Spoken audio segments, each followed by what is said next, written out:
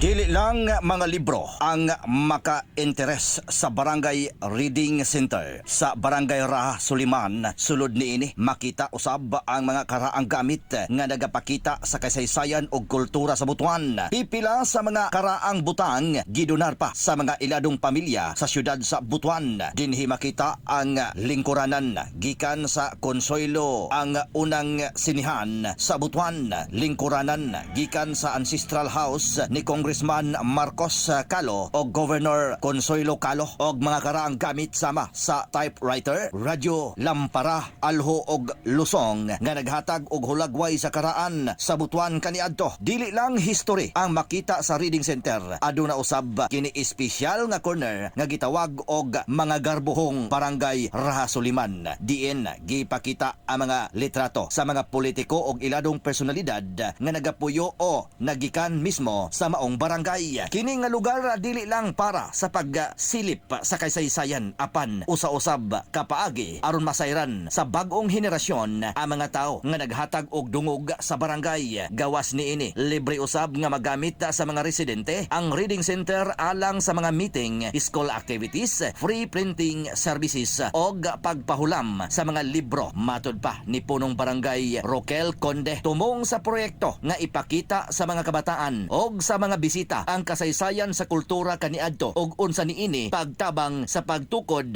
og pagpalambo sa ilang barangay karon aron dili madaot ang pagpreserba ang mga karaan nga mga koleksyon dinhi sa barangay aron ialokar nga pundo para sa maintenance. Mga katropa, lig-unon ta ang atong panglawas, mag-inom sa makanunayon sa Santon Plus Gold og Santon Vitamin C. Alang sa nagkahiusang Pilipino para sa Pilipinas, Junje Lebrias, ex-FM